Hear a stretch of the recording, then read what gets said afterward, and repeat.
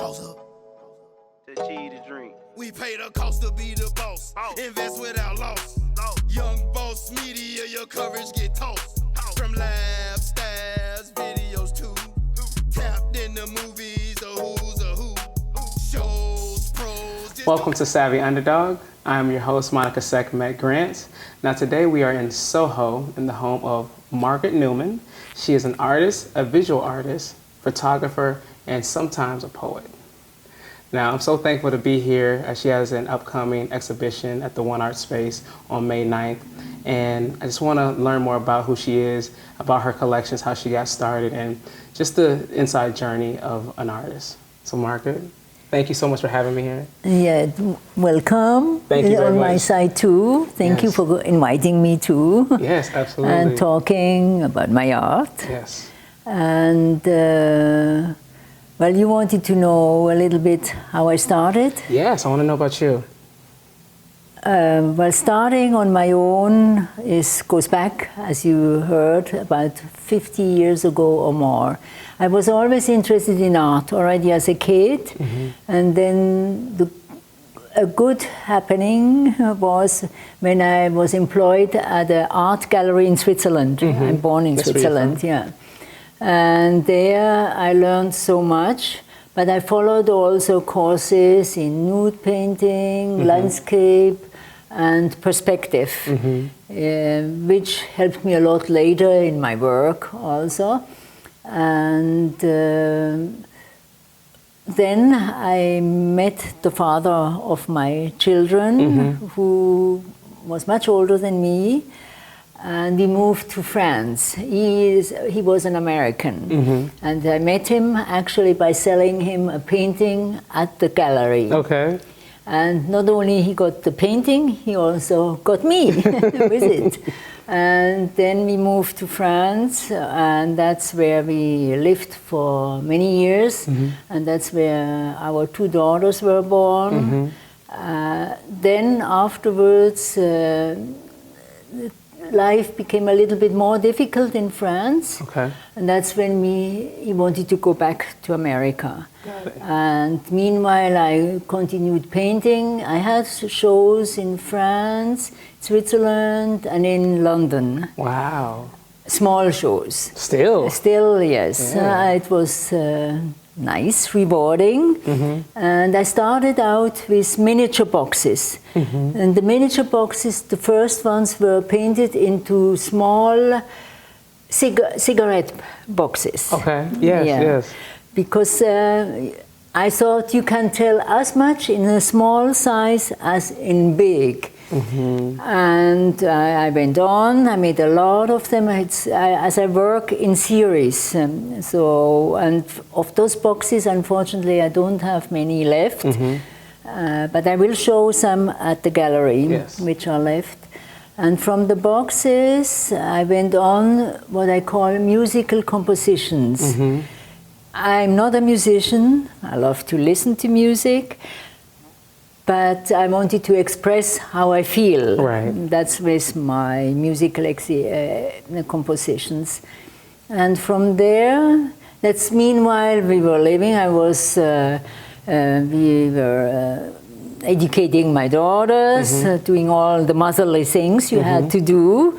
And then coming back here, that was a big, big change, because in France we lived in the country. Okay. And so here it was into a big city. I never have lived in a big city, so it was a big change. You came directly to New York? Yes, and that's also when my art changed. It became bigger. It grew from small sizes into bigger sizes. Right. And New York is a very vibrant city and has lots of subjects for an artist. In one way or another can use it. Yes. And I always was sort of intrigued by walls, windows, and doors. Okay, openings. Openings or closed doors to find out what's happening in the back. Got it. Yeah. Got it. And that I made a whole series, and actually I'm still working on that. The series take years. It's not just for one short time. They develop over years and go on. Do you have multiple series going on at the same time? Sometimes, yes. Yeah. Sometimes, like when I worked on the wall paintings, Right. I worked also on some voodoo dolls, Saw those. which at one time I didn't dare to call voodoo dolls because in America the voodoo concept has not the positive side that it should have. Right. Which it had originally, because the voodoo comes from West Africa. Right. And then was brought over to the Americas here. And sometimes the connotation was not beneficial, but the original is actually beneficial. Right. It should help you to give you a sense of security and also to further yourself. Right. And What about the voodoo dolls makes you want to put that out in the world versus anything else? To put them out. So I mean, you're creating the voodoo dolls Yes. as a series, right? Yes. As a collection, you have a collection of voodoo dolls. Yeah. What inspires you to create the voodoo dolls? Because the spirituality in it and the tribal art also, it goes together, and I love that. I love that, and I wanted to create my own world with it. Got it. But maybe at the same time also showing what you can do. Right. What you can do with spirituality. That's right. That's And, right. Awesome. So let's reel that back. You always knew that you were an artist. Was there ever a time that you didn't think you were an artist? Oh, well, it was not that I knew I was an artist, but I always felt well doing it. Yeah, well, I felt safe in myself when doing it. And actually, when I paint, I paint or do my things in silence. I have no music on, nothing, because for me it's like my corner. Oh, I use it as meditation because I'm so concentrated in it that everything else is actually out. Right. It's gone. Right. Yeah. So, and of course, I doubted for a long time what I'm doing, if it's good enough or so. But I grew into believing into my own work. Right. Were there other people in your family that were artists? No, not. My father was he was a very good draftsman. He designed furniture. Okay. So he made very beautiful drawings Got and it. so on. So maybe I got something You got a from little bit, him. yeah, sounds like it. What'd your mother do? She was a housewife. I mean, yeah, I'm a housewife. Listen, yeah. that's an art form within itself. Yeah. And also, at that time, it's in Switzerland, women were really not yet doing their own thing. Yeah, but my family never kept me back from following what I felt like They doing. supported you. Yes, yeah, never. Awesome. In the contrary, they always supported me, That's awesome. which was pretty unusual at that time in Switzerland. Really? It goes back a long time. Awesome. Yeah. You had other siblings? Yes, I'm the oldest, and I still have 2 sisters and 1 brother, Good for all you. living in Switzerland. So you're the only one over here? Yes. All right, Yeah. you're a city girl. Yeah. Awesome. But none of them became artists, it was just you? No, Okay.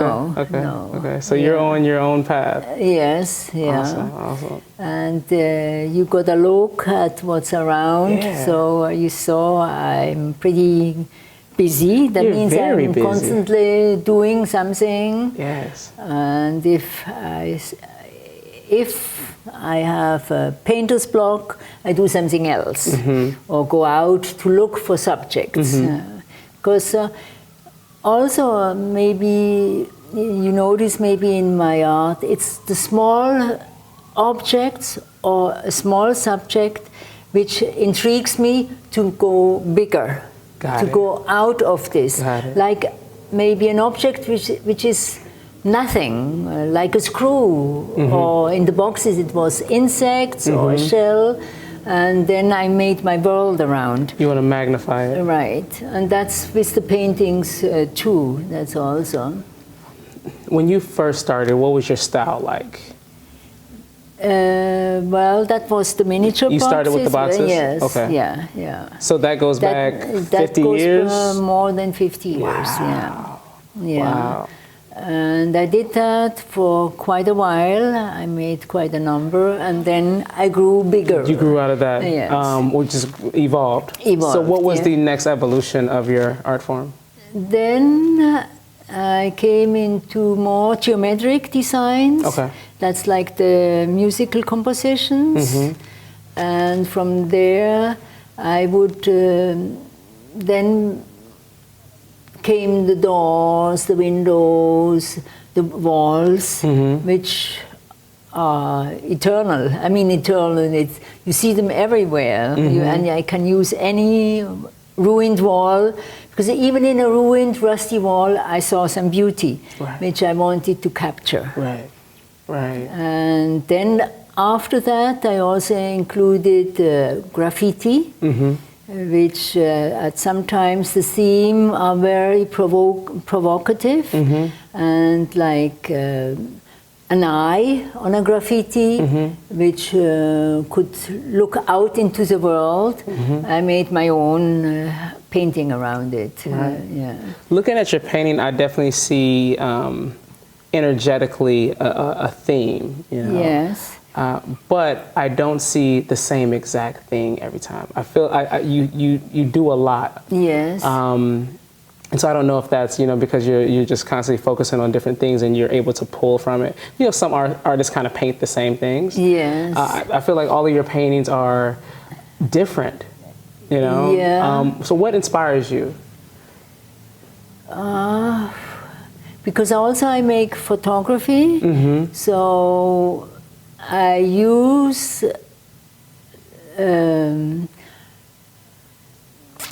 how could I say, something like a banal subject which nobody looks at or thinks is nothing. I take that out, and that's from there I would like to make creation, something nice, something beautiful to look at.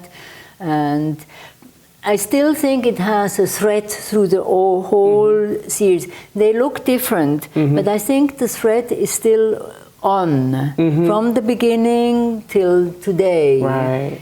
Because it all has to do a little bit with mystery. What's I get that. happening around it. Yeah. It's like an untold story, magnifying an untold story. And somebody who looks at it can find their own view in it. Right. It doesn't have to be the same thing as I see. They can maybe explain it for themselves different. Right. They see maybe something different in it. Right. And that's what I like, to have it open. Right. Yeah. So I'm looking forward to have the show, that maybe some people who haven't seen my work, that it opens up. Right. Yeah. So it's been a long time since your last show. Yes. What's been happening between shows? It's also because I live part-time here and part-time in Argentina, where I work also. I did not know that. Okay, beautiful weather.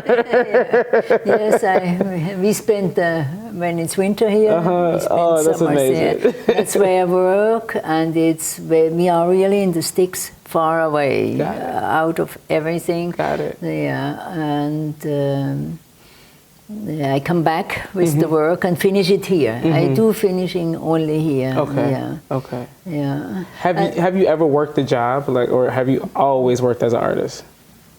I have worked as a job at the gallery, at that gallery in Switzerland, which is a famous gallery, Bayou, who has now a museum in Basel. It was one of the most well-known gallery, and I worked there for 10 years. Okay. So, and at the side, I worked on my own. Got it. But there, It was paintings by Picasso, Paul Klee. You were dealing with Picasso back then? Wow. Yeah, well, Picasso I didn't meet, but I met Henry Moore, Juan Miro, Giacometti. Yeah. We worked together with Giacometti in the gallery. And there my work was, I was very privileged. We were just 4 people in that gallery, world famous gallery, just 4 people. But I was privileged to be able to work for the catalogs. He was known to make these beautiful catalogs, the Bayou catalogs. And there I learned a lot also. Got it. Yeah. Wow. Wow. And then I fell in love with the father of my daughters. Right. And that's Then you when moved I to France. that's when I left Switzerland. But we stayed always in touch with Bayou, always. Yes. Yeah. Awesome. So definitely, so with our company, Young Boss Media, we focus on helping to motivate artists, no matter where they are, one, to appreciate, their actual gift, because this is a gift, and it's your duty to express yourself and to make this art. What have you ever experienced as challenges where maybe you didn't know how to get through it, and maybe can give us a story about how you got through it and what kept you motivated and kept you going? Yeah, what kept me motivating is I think I had this urge in myself to go on, because my work is not well known. So sometimes I felt like in a vacuum. And I wanted to give up and said, it doesn't make sense just going on. But then I had this urge, I can't do it without. And I think that kept me going. Right, I can understand that. Yeah, that kept me going, because it's very frustrating. I know I'm not the only one visual artist going through the same thing. Right. To be not being able to show it in the open, or that it's recognized, that you have to confirm yourself constantly. And that's sometimes a challenge, really, that you have to be secure in yourself. Who you are. Yeah. And it's not, for me, it's not a hobby. It's, for me, I mean, I look at it, it's my profession. That's right, it is. It absolutely is. Yeah, because a lot of people paint, but it's sometimes considered a hobby. Right. Yeah, but for me, I need it. Right. And showing it is a part of the profession. It would be nice. Understood. Yes. Got it. Tell me about this exhibition coming up. Yes. Well, this is actually, it's like a retrospective, which shows some works of each period. And that's where you probably can see sort of the thread going in from one series to another, or going back again on. And well, the reason is at my age, I really would like that it goes out before I go out. I hear you.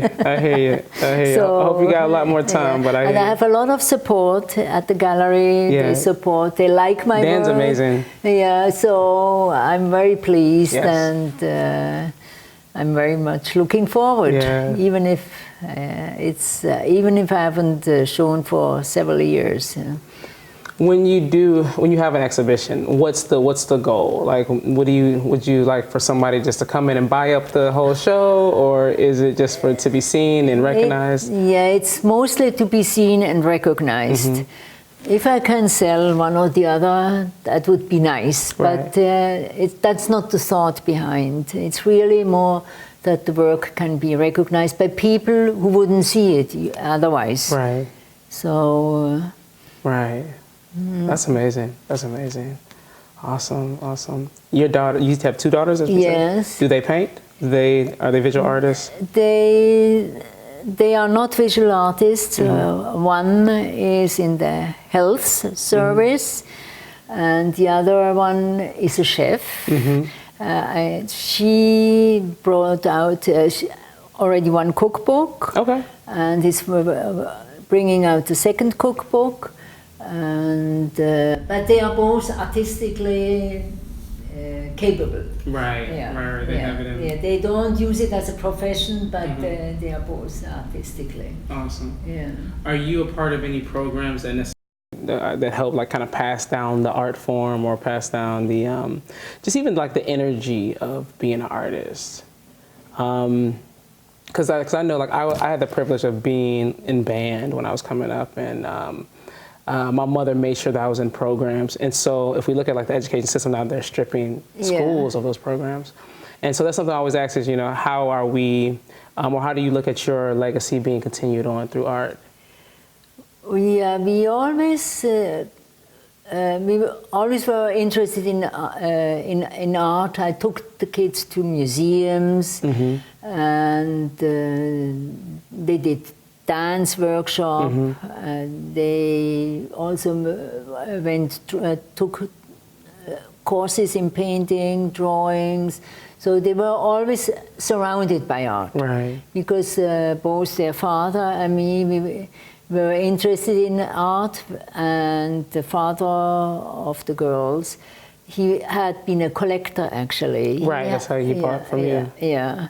And so we were surrounded with art and artists.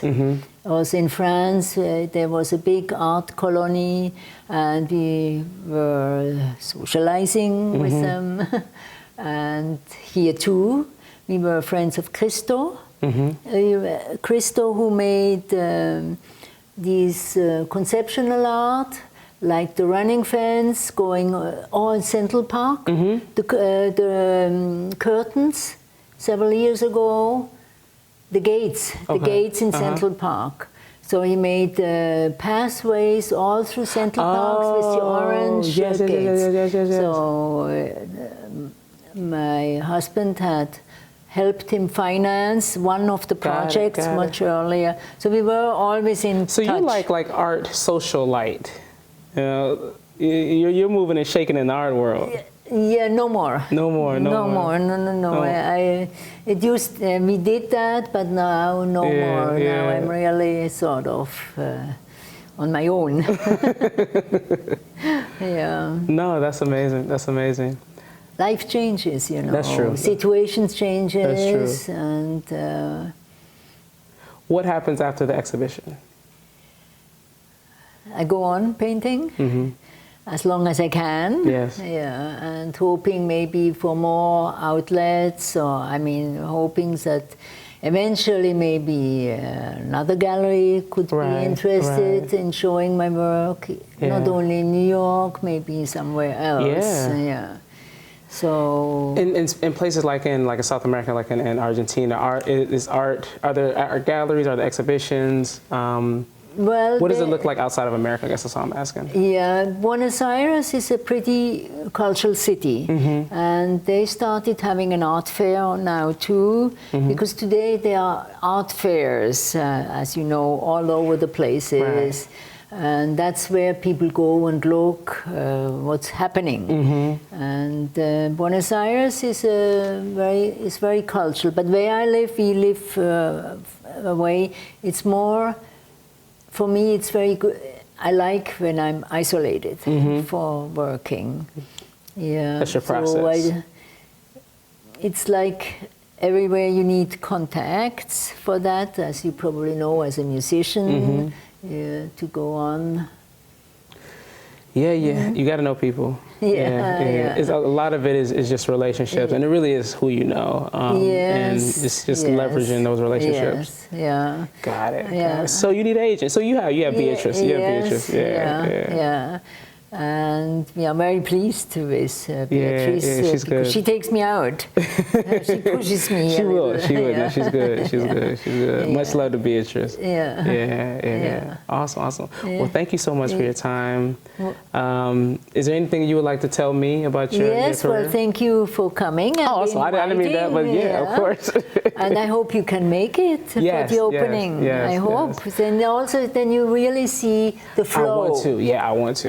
The flow of my work. It gives you then you know me now, so you know this makes sense. And you know the background story. Yes. Well, thank you very much. Thank you so much. Thank you so much. So this was another episode of Savvy Underdog. I'm so thankful for Margrit Newman. If you would like to see her work, please go to her website, margrit_newman.com.